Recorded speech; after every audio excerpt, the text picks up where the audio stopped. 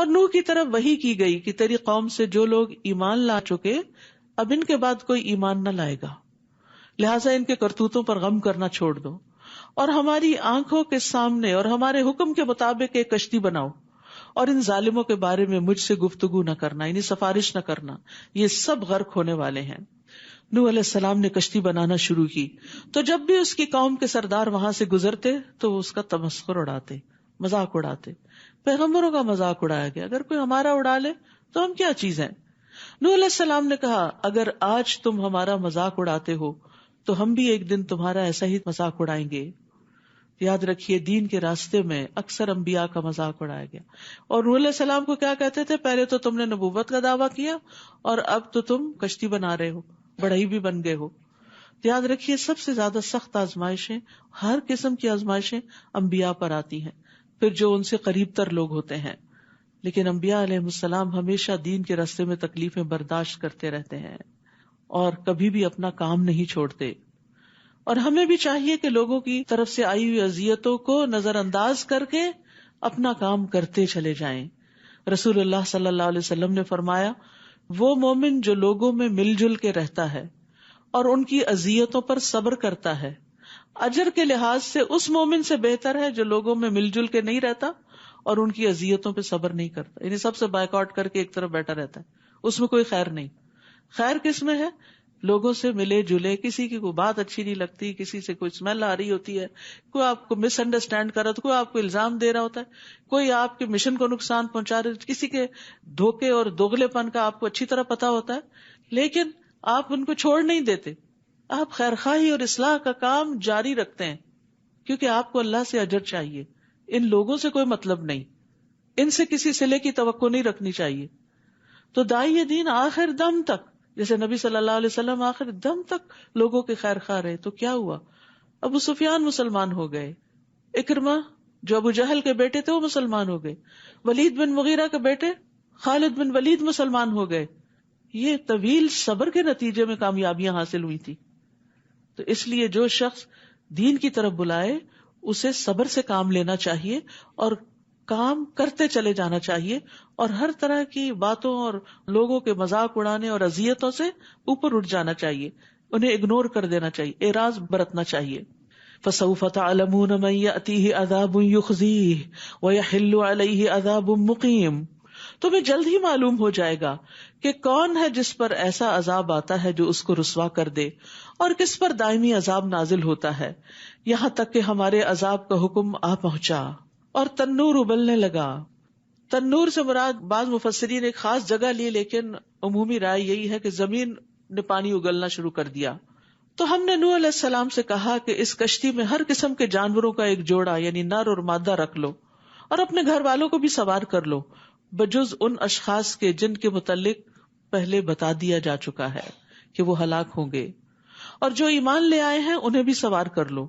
اور وہ تھوڑے ہی لوگ تھے جو ان کے ساتھ ایمان لائے، کہا جاتا ہے کہ 80 لوگ تھے یا اس سے بھی کم۔ یہ 950 سال کی کمائی تھی، اتنا طویل صبر۔ نوح علیہ السلام نے کہا اس کشتی میں سوار ہو جاؤ، اس کا چلنا اور اس کا ٹھہرنا اللہ ہی کے نام سے ہے، میرا رب یقیناً بخشنے والا اور رحم کرنے والا ہے۔ بسم اللہ مجریہا و مرساہا ان ربی لغفور الرحیم۔ تو کشتی میں سوار ہوتے ہوئے، گاڑی میں سوار ہوتے ہوئے، گھر میں داخل ہوتے ہوئے بسم اللہ پڑھیں، کیونکہ اللہ کا نام بابرکت ہے۔ اور رات کو بھی اسی طرح جب اپنے گھر کا دروازہ بند کرے تو بسم اللہ پڑھیں، بسم اللہ پڑھ کر لائٹ آف کریں۔ کبھی یاد رہا ہمیں اس وقت بس ٹک کر کے بند کر دیتے ہیں، بسم اللہ پڑھنا بھول جاتے ہیں، تو آج سے اپنی یہ ہیبٹ بھی انشاءاللہ بنائیں۔ پھر اسی طرح بسم اللہ پڑھ کر چراغ بند کرو، بسم اللہ پڑھ کر پانی کا برتن ڈھانک دو، بسم اللہ پڑھ کر اپنے برتن ڈھانک دو، یعنی رات کو برتن کھلے نہیں رہنے چاہیے، کیونکہ سال کی ایک رات میں وبا اترتی ہے آسمان سے، بیماری اترتی ہے، اور جو کھلے برتن ہوتے ہیں ان میں گھس جاتی ہے اور پھر وہاں سے بندوں کو لگ جاتی ہے۔ تو اس لیے ہر چیز پر بسم اللہ، یعنی جس چیز میں آپ چاہیں کہ اللہ برکت ڈالے وہاں بسم اللہ پڑھیں، اللہ کا نام لیتے ہوئے انشاءاللہ خیر اور بھلائی ہی آئے گی۔ وہ کشتی ان لوگوں کو لیے چلے جا رہی تھی جبکہ ایک ایک موج پہاڑ کی طرح اٹھ رہی تھی، اتنی اونچی، اس حال میں نوح علیہ السلام نے اپنے بیٹے کو پکارا جبکہ وہ ایک کنارے پہ کھڑا تھا، بیٹا ہمارے ساتھ کشتی میں سوار ہو جا اور کافروں کا ساتھ نہ دے۔ بیٹا بری صحبت کا شکار تھا، اس کی دوستی منکرین کے ساتھ تھی، دین کا مذاق اڑانے والوں کے ساتھ تھی، تو آخر میں بھی وہ انہی کے ساتھ تھا۔ اس نے کہا میں ابھی پہاڑ کی طرف جا کر پناہ لیتا ہوں جو مجھے پانی سے بچا لے گا۔ نوح علیہ السلام نے کہا آج اللہ کے عذاب سے بچانے والا کوئی نہیں مگر جس پر وہ خود ہی رحم کر دے، بس اللہ ہی بچا سکتا ہے۔ اتنے میں دونوں کے درمیان ایک لہر حائل ہو گئی جس سے وہ ڈوب کے رہ گیا۔ یاد رکھیے دنیاوی اسباب خواہ کتنے ہی مضبوط کیوں نہ ہو، اللہ کی پکڑ سے نہیں بچا سکتے۔ موت کا وقت آئے اور انسان بند قلعوں میں کیوں نہ گھس جائے، موت وہاں بھی پہنچ جائے گی۔ اصل پناہ اللہ کے پاس ہوتی ہے، تو انسان کو کسی بھی شر سے بچنے کے لیے اللہ کا سہارا تھامنا چاہیے، اس کی طرف رجوع کرنا چاہیے۔ تو بیٹے نے باپ کی بات سننے کی بجائے، ایک پیغمبر کی بات سننے کی بجائے پہاڑ کا سہارا لیا، ادھر چڑھ جاؤں گا۔ پھر کچھ عرصے بعد اللہ تعالیٰ کا حکم ہوا، یعنی جب یہ سب ڈوب گئے پھر کچھ عرصے کے بعد اللہ تعالیٰ کا حکم ہوا کہ اے زمین پانی نگل جاؤ۔ اور نگلنا کیا ہوتا ہے؟ یکدم، یہ نہیں تھا کہ بہت دن لگے کہ آہستہ آہستہ رس رس کے نیچے گیا، سب ایک دم نگل لیا اس نے۔ اور اے آسمان مزید پانی برسانے سے رک جا، اور آہستہ آہستہ پانی خشک ہو گیا، یعنی پانی اندر چلا گیا، زمین خشک ہو گئی، اور فیصلہ چکا دیا گیا، اور کشتی جودی پہاڑ پر ٹک گئی، اور کہا گیا کہ ظالم اللہ کی رحمت سے دور ہیں۔ نوح علیہ السلام نے اپنے رب کو پکارا، کہا ان ابنی من اہلی، اللہ میرا بیٹا تو میرے اہل سے تھا، وَإِنَّ وَعْدَكَ الْحَقُّ، اور تیرا وعدہ بھی سچا، اور تو سب سے بہتر فیصلہ کرنے والا ہے، تیرے فیصلے پہ کوئی اعتراض نہیں۔ اللہ نے جواب دیا نوح وہ تیرے اہل سے نہیں، کیونکہ اس کے عمل اچھے نہ تھے، لہذا جس بات کا تمہیں علم نہیں اس کا مجھ سے سوال نہ کرو، میں تمہیں نصیحت کرتا ہوں کہ جاہلوں کی سی درخواست نہ کرو۔ خون کے رشتے بھی تبھی رشتے ہوتے ہیں جب ان میں ایمان ہو، اصل رشتہ ایمان کا رشتہ ہوتا ہے، جہاں ایمان نہ ہو وہاں حسب نسب کا رشتہ بھی کٹ جاتا ہے۔ یہاں اسی لیے اللہ تعالیٰ نے فرمایا کہ یہ آپ کے اہل میں سے نہیں، حالانکہ بیٹا تھا، کہا نہیں تمہارا بیٹا نہیں، اس کے عمل اچھے نہیں تھے۔ تو یاد رکھیے دنیا میں بھی اولاد تبھی راحت کا باعث ہوتی ہے جب وہ نیکی کی طرف ہو، اور آخرت میں بھی تبھی ملاقات دوبارہ ہوگی جب وہ ایمان پر جائیں گے۔ اس لیے ہماری سب سے قیمتی متاع کیا ہے؟ تربیت اولاد کے ذریعے بچوں کو اپنا ہمراہی بنانا کہ دنیا اور آخرت میں اکٹھے رہیں۔ جو بچے دنیا میں دین پر ہوتے ہیں آپ دیکھیں کہ ان کو والدین کا بہت احساس ہوتا ہے، وہ ہر موقع پر آپ کے کام آتے، اور جن کو آپ نے دنیا کی محبت دے دی اور وہ اپنی دنیا میں لگ گئے، انہیں آپ کی تکلیفوں کا بھی احساس نہیں ہوتا کہ آپ تنہا ہیں اور آپ کو ان کی ضرورت ہے، انہیں سمجھ بھی نہیں آتی۔ اور یہاں پر آپ دیکھیں کہ اس درخواست پر جو بیٹے کے لیے سفارش تھی، اللہ سبحانہ وتعالیٰ نے نوح علیہ السلام کی سفارش قبول نہیں کی۔ تو یاد رکھیے انبیاء علیہ السلام کی سفارش صرف اس کو کام آئے گی جو ایمان پر ہوگا، کسی کافر کے لیے، کسی بدکار کے لیے سفارش کام نہیں آئے گی۔ ہاں اگر ایمان تھا اور ساتھ برے عمل تھے تو پھر جہنم میں چلے گئے لوگ تو وہاں سے پیغمبر کی سفارش سے باہر نکل سکتے، لیکن اگر ایمان ہی نہ رہا تو پھر کسی طرح کا کوئی بھی بڑے سے بڑا کام نہ آئے گا۔ رسول اللہ صلی اللہ علیہ وسلم نے فرمایا بے شک قیامت کے دن متقی لوگ میرے دوست ہوں گے، اگرچہ وہ نسب میں قریب تر ہوں یا نہ ہوں۔ قیامت کے دن تقوی والے میرے قریب ہوں گے چاہے وہ میرے رشتے دار نہ بھی ہوں۔ تو اگر ہم رسول اللہ صلی اللہ علیہ وسلم سے محبت رکھتے ہیں اور آپ کا ساتھ چاہتے ہیں آخرت میں تو اس کے لیے تقوی شرط ہے۔ نوح علیہ السلام نے کہا اے رب میں اس بات سے تیری پناہ چاہتا ہوں کہ میں تجھ سے ایسا سوال کروں جس کا مجھے علم نہ ہو، یعنی مجھے نہیں معلوم تھا کہ مجھے ایسی بات نہیں کرنی چاہیے، اور اگر تو نے مجھے معاف نہ کیا اور مجھ پر رحم نہ فرمایا تو میں تباہ ہو جاؤں گا۔ وَإِلَّا تَغْفِرْ لِي وَتَرْحَمْنِي أَكُن مِّنَ الْخَاسِرِينَ۔ یہ ہوتے ہیں پیغمبر، کتنی جلدی رب کی بات پر فوراً توبہ کر لی کہ اللہ تعالیٰ آپ کو پسند نہیں آئی میری بات، میں اس پہ توبہ کرتا ہوں، اور اگر تو نے معاف نہ کیا اور رحم نہ کیا تو نقصان ہی نقصان ہے۔ حکم ہوا نوح ہماری طرف سے سلامتی اور برکتوں کے ساتھ جو تجھ پر اور ان جماعتوں پر نازل ہوئی جو تیرے ساتھ ہیں، کشتی سے اتر آؤ، اور ان کی نسل سے کچھ اور امتیں ہوگی جنہیں ہم دنیا کا سامان دیں گے، پھر انہیں ہماری طرف سے دردناک عذاب پہنچے گا. اشارہ ہے آئندہ آنے والی اقوام، قوم عاد، قوم سمود کی طرف، جو نوح علیہ السلام ہی کی اولاد سے تھی.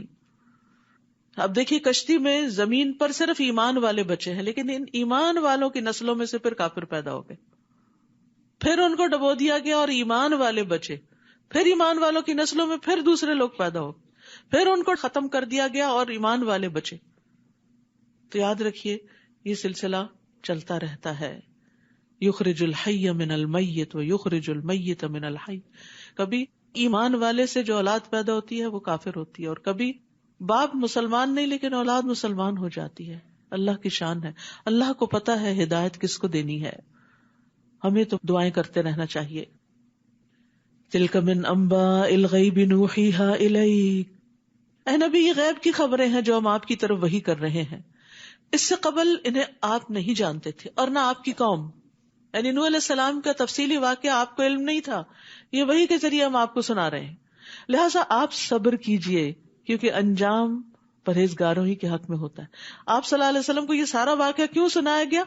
تاکہ آپ پر جو مشکلات کے پہاڑ ٹوٹے ہوئے ہیں ان میں آپ کو صبر آ جائے کہ صرف یہ مخالفتیں میری ہی نہیں ہو رہی، مجھ سے پہلے پیغمبروں کی بھی ہوئیں اور ان پر اور بڑی آزمائشیں آئیں. نوح علیہ السلام 950 سال تک مخالفت سہتے رہے لیکن انجام کار ان کے حق میں بہتر ہی ہوا. وَإِلَىٰ عَادٍ أَخَاهُمْ هُودًا. اور عاد کی طرف ہم نے ان کے بھائی ہود کو بھیجا. اس نے کہا اے میری قوم اللہ ہی کی عبادت کرو جس کے سوا تمہارا کوئی الہ نہیں. وہی دعوت ہے جو نوح علیہ السلام نے دی تھی. تم نے تو محض جھوٹ گھڑ رکھے ہیں، یعنی یہ جن بتوں کی تم پوجا کرتے ہو ان کی کوئی حقیقت نہیں. اے قوم میں تم سے کوئی صلہ نہیں مانگتا، میں دنیا نہیں اکٹھی کر رہا، میرا صلہ تو اس کے ذمہ ہے جس نے مجھے پیدا کیا. کیا تم سوچتے نہیں؟ اور اے قوم اپنے رب سے معافی مانگو، استغفار کرو، پھر اسی کے آگے توبہ کرو، یعنی گناہ چھوڑ دو. استغفار ہوتا ہے معافی طلب کرنا کہ اللہ ہمارے گناہ ڈھانپ دے، اور توبہ ہوتا ہے پلٹ آنا، گناہوں کو چھوڑ دینا. اس لیے استغفار اور توبہ جہاں ساتھ ساتھ آئے تو یہ معنی بنتا ہے. الگ الگ دونوں میں پھر توبہ کا معنی یعنی گناہ چھوڑنا اور بخشش مانگنا آ جاتا ہے. تو توبہ کرو تو کیا ہوگا؟ تم پر موسلا دھار بارش برسائے گا، رحمتیں نازل ہوگی اور تمہاری موجودہ قوت میں مزید قوت کا اضافہ کرے گا. تم مجرموں کی طرح منہ نہ پھیرو. تو یاد رکھیے توبہ اور استغفار نعمتوں اور برکتوں کے دروازے کھول دیتا ہے. سورۃ نوح میں بھی آتا ہے کہ نوح علیہ السلام نے اپنی قوم سے کہا تھا فَقُلْتُ اسْتَغْفِرُوا رَبَّكُمْ إِنَّهُ كَانَ غَفَّارًا. تو میں نے کہا اپنے رب سے معافی مانگ لو، یقیناً وہ ہمیشہ سے بہت معاف کرنے والا ہے. وہ تم پہ بہت برستی ہوئی بارش اتارے گا، وہ مالوں اور بیٹوں کے ساتھ تمہاری مدد کرے گا، تمہیں باغات عطا کرے گا، تمہارے لیے نہریں جاری کر دے گا. تو یاد رکھیے کہ دنیا کے معاملات میں بھی جہاں انسان کو تنگی ہو، کوئی پریشانی ہو، وہاں استغفار کرنی چاہیے تاکہ رکاوٹیں دور ہوں، رحمتیں برسیں. بعض لوگ آتے ہیں کہتے ہیں کہ بچے نہیں ہیں تو ان کو استغفار پڑھنا چاہیے، اور ہم نے استغفار کی ساری دعائیں ایک کارڈ میں جمع کر دی ہیں سہولت کے لیے کہ انسان کو بہت دماغ پہ زور نہیں دینا پڑتا. کارڈ کھولے انسان اور پڑھنا شروع کر دے. رسول اللہ صلی اللہ علیہ وسلم نے فرمایا جو آدمی یہ بات پسند کرتا ہو کہ اس کا نامہ اعمال اسے خوش کر دے، یعنی اپنی بک آف ڈیڈز دیکھے اور خوش ہوتا جائے، تو اسے چاہیے کہ استغفار کی کثرت کر دے. یعنی ہم سب چاہتے ہیں نا کہ قیامت کے دن اپنی اعمال کی کتاب دیکھے تو دیکھ کے خوش ہو جائیں. تو وہ اس وقت ہوگی جب استغفار زیادہ ہوگا، کیونکہ استغفار سے مزید نیکیاں بھی لکھی جائیں گی اور جو گناہ ہوں گے وہ مٹا دیے جائیں گے، تو صرف اچھائیاں ہی اچھائیاں آپ کے سامنے آئیں گی. وہ کہنے لگے ہود تو ہمارے پاس کوئی صریح معجزہ تو لایا نہیں، اور محض تیری باتوں سے ہم اپنے معبودوں کو نہیں چھوڑ سکتے اور نہ ہی تجھ پر ایمان لا سکتے ہیں. ہم تو بس یہ کہتے ہیں کہ ہمارے معبودوں میں سے کسی نے تجھے کوئی تکلیف پہنچا دی ہے تو اس لیے تم ایسی باتیں کرنے لگے ہو. ہود علیہ السلام نے جواب دیا میں اللہ کو گواہ بناتا ہوں، تم بھی گواہ رہو کہ جو کچھ تم شرک کر رہے ہو میں اس سے بیزار ہوں، میرا اس سے کوئی تعلق نہیں. اللہ کو چھوڑ کر باقی تم سب مل کر میرے خلاف جو تدبیر کر سکتے ہو کرو اور مجھے مہلت بھی نہ دو. سبحان اللہ، اتنے بے خوف ہوتے ہیں پیغمبر، اتنا یقین اور ایمان ہوتا ہے انہیں اپنی سچائی پر کہ وہ لوگوں کی دھمکیوں سے ڈرتے بھی نہیں ہیں. ہم تو اللہ کے راستے میں چھوٹی سی بات میں نہیں سن سکتے. اگر ہم نے کوئی اچھی بات کہہ دی اور ذرا کسی نے مخالفت کی تو ہم اپنا ورژن ہی بدل لیتے ہیں, ایکسکیوزز کرنے لگتے ہیں, فوراً معذرتوں پہ اتر آتے, نہیں وہ غلطی سے یہ بات ہو گئی تھی. حالانکہ حکم کیا ہے؟ سچائی تو سچائی ہے, سچائی کو بیان کرنا چاہیے تاکہ لوگ مشکل سے بچیں, لیکن اس کے لیے بڑا حوصلہ چاہیے ہوتا ہے. انی توکلت علی اللہ ربی و ربکم, میں نے تو اللہ پر بھروسہ کیا جو میرا رب بھی ہے اور تمہارا بھی. کوئی جاندار ایسا نہیں جس کی چوٹی وہ نہ پکڑے ہوئے ہو, سب اس کے کنٹرول میں ہے. وہ چھوڑے گا تو ہی کوئی نقصان دے سکے گا, اور اگر وہ اذن نہ دے کسی کو نقصان دینے کو, کوئی بھی نہیں دے سکتا. کیا توکل ہے پیغمبروں کا, اسی لیے وہ اتنے بہادر ہوتے ہیں اور اسی لیے وہ ساری مخالفتوں کا مقابلہ کر لیتے ہیں. تو ہمیں بھی اللہ سے توکل مانگنا چاہیے, اور توکل ایمان کا حصہ ہے. توکل کے بغیر ایمان کمزور ہے, ضعیف ہے. ان ربی علی صراط مستقیم, میرا رب یقیناً سیدھی راہ پر ہے. پھر اگر تم اعراض کرو تو میں جو پیغام تمہیں پہنچانے کے لیے بھیجا گیا تھا تمہیں پہنچا چکا, یعنی میں نے اپنا کام کر لیا. اب میرا رب تمہارے علاوہ دوسروں کو تمہارا جانشین بنائے گا. اب تمہاری شامت کا وقت قریب آ گیا اور تم اس کا کچھ بھی بگاڑ نہ سکو گے. میرا رب یقیناً ہر چیز پر نگران ہے. پھر جب ہمارا حکم آ گیا, یعنی عذاب کا حکم, تو ہم نے ہود کو اور جو لوگ اس کے ساتھ ایمان لائے تھے انہیں اپنی مرضی سے نجات دی اور سخت عذاب سے انہیں بچا لیا. یاد رکھیے, نیک اعمال کے باوجود اللہ کی رحمت ہی نجات کا باعث ہوتی. پیغمبر نے اپنا کام کر لیا, لیکن نجات کیسے ہوئی؟ برحمت منا, اللہ کی رحمت سے.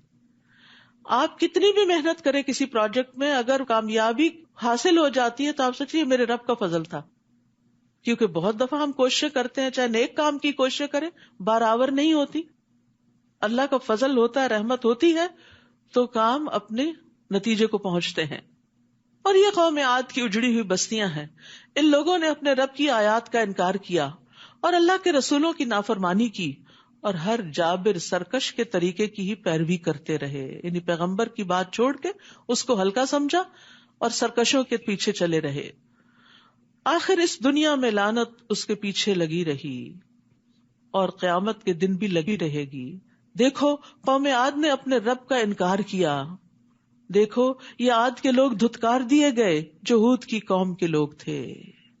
تو جو اپنے رب کا انکار کرے اس کے لیے پھر ایک وقت کے بعد زندہ رہنے کا, عیش و عشرت کرنے کا کوئی حق نہیں رہتا. پھر وہ اپنے منطقی انجام کو پہنچ جاتا ہے.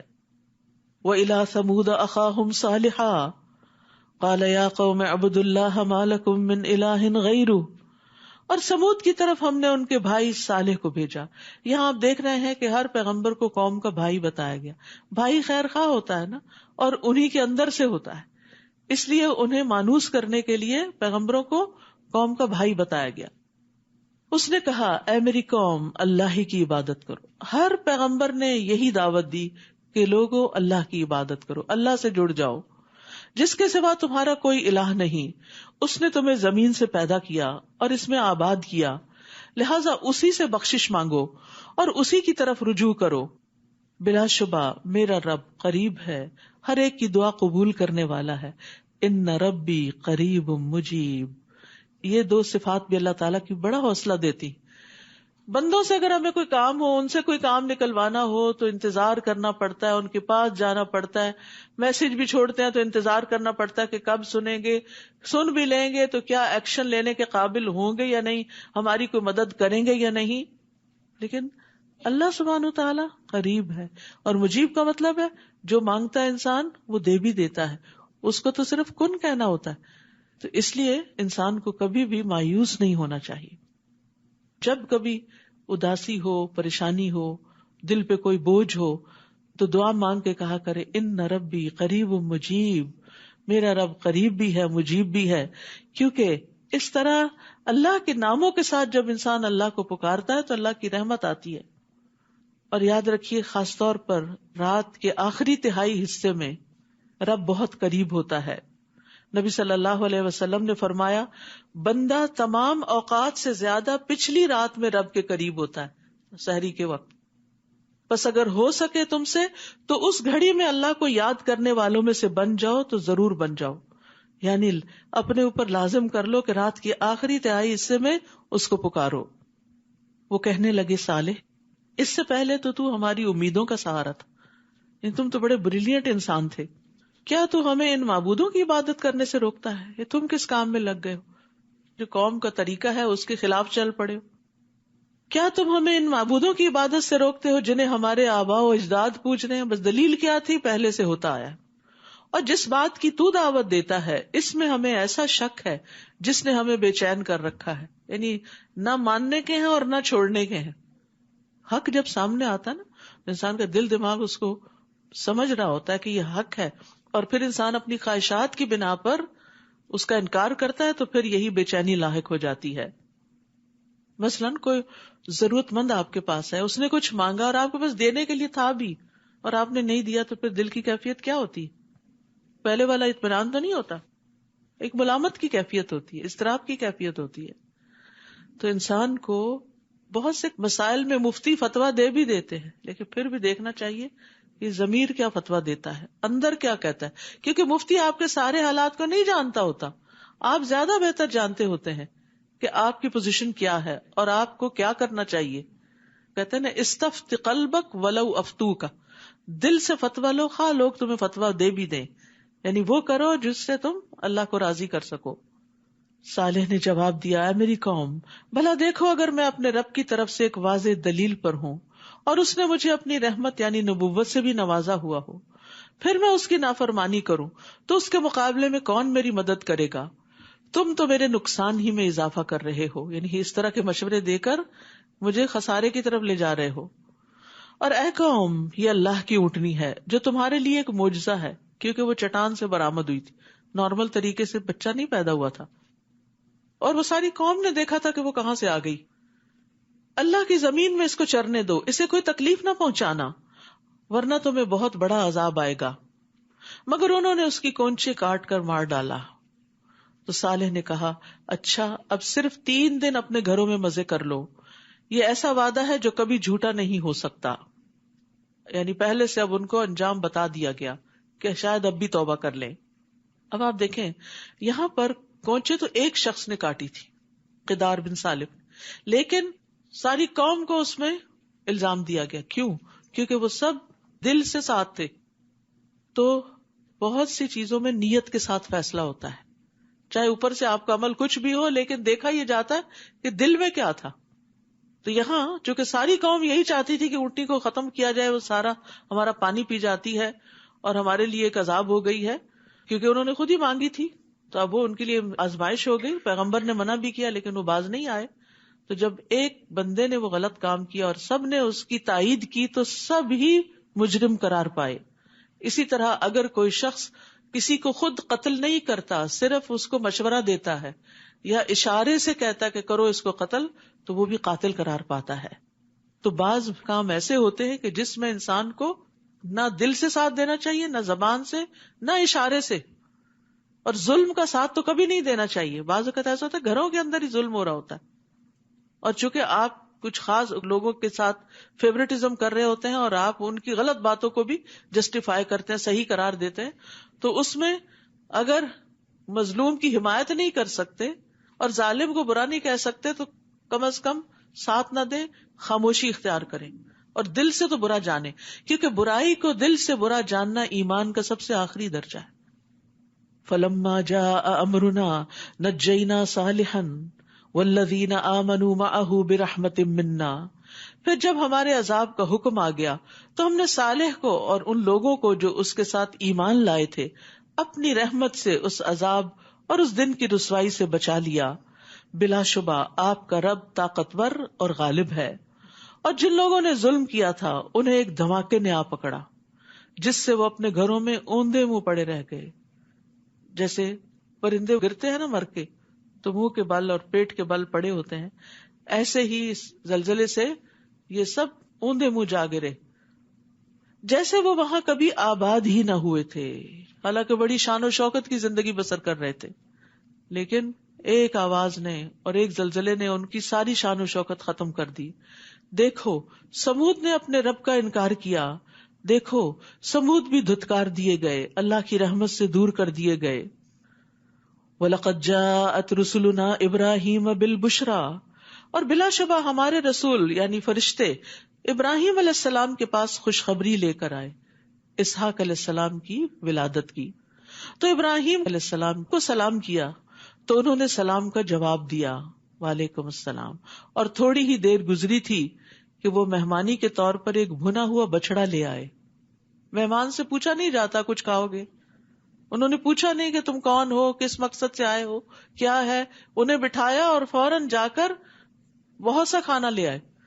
یعنی بعض اوقات ایسا ہوتا ہے نا کہ ہم صرف کپ میں ایک چیز بنا کے کسی کو پیش کر رہے ہوتے ہیں، ٹھیک ہے کبھی ایسا بھی ہوتا ہے، لیکن اگر مہمان دور سے آئے ہوں، اجنبی ہوں، تو کھانے پر ان کا حق ہوتا ہے، اور کھانے میں زیادہ کھانے کا حیثیت کے مطابق اہتمام کرنا چاہیے.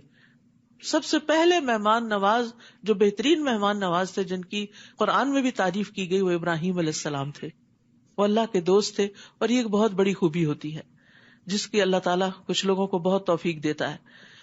تو یہاں پر انہوں نے فوراً مہمان نوازی کی، لیکن اس مہمان نوازی میں تکلفات سے بچنا چاہیے، کیونکہ وہ مہمان پر بھاری گزرتی ہیں. یعنی چاہے ایک بچڑا ہی تھا زیادہ اچھا تھا، اچھی چیز پیش کی، بہت زیادہ نہیں، چھوٹی موٹی چیزیں پیش کی جو تکلفات میں آ جاتی ہیں، یہ بھی ہو یہ بھی ہو یہ بھی، اپنا بھی کام بڑھتا ہے، دوسرے کا بھی بڑھتا ہے، دوسرے کا بھی پیٹ خراب ہوتا ہے. تو اس لیے مہمانداری کے بھی کچھ اسلامی اصول تقاضے ہمیں معلوم ہونے چاہیے کہ جس سے ہم مہمان کی خدمت کرتے ہوئے خوشی محسوس کریں، نہ کہ ایک بوجھ. نبی صلی اللہ علیہ وسلم نے فرمایا ابراہیم علیہ السلام پہلے شخص ہیں جنہوں نے اہتمام سے مہمانوں کی مہمان نوازی کی. مہمان نوازی ایمان کا حصہ ہے. رسول اللہ صلی اللہ علیہ وسلم نے فرمایا جو شخص اللہ اور آخرت کے دن پر ایمان رکھتا ہے اسے چاہیے کہ اپنے مہمان کی عزت کرے. خوب خدمت اور خاطر مدارت ایک دن اور رات ہے. مہمانی 3 دن ہوتی ہے، اس کے بعد جو کیا جائے وہ صدقہ ہے. یعنی کہ وہ کوئی فقیر مسکین انسان ہے کہ صدقے کا کانسیپٹ بڑا وسیع ہے ہمارے دین میں، کہ نیکی کے جس بھی کام میں آپ لگاتے ہیں، چاہے مہمان کو کھلاتے ہیں اللہ کی رضا کے لیے، تو وہ بھی صدقہ شمار ہو جاتا ہے. وَإِنَّ لِزَوْرِكَ عَلَيْكَ حق، تم سے ملنے آنے والے مہمان کا بھی تم پر حق ہے. آپ نے فرمایا اس شخص میں کوئی خیر نہیں جو مہمان نوازی نہیں کرتا. نبی صلی اللہ علیہ وسلم نے یہ بھی فرمایا کوئی آدمی مہمان کے لیے اپنی استطاعت سے بڑھ کر تکلف نہ کرے. یہ نہ ہو کہ قرضہ لے کر مہمان نوازی کرتا پھرے. انس رضی اللہ عنہ کہتے ہیں ہم عمر رضی اللہ عنہ کے پاس تھے تو آپ نے فرمایا ہمیں تکلف اختیار کرنے سے منع کیا گیا ہے. جیسے قرآن مجید میں آتا ہے وما انا من المتکلفین،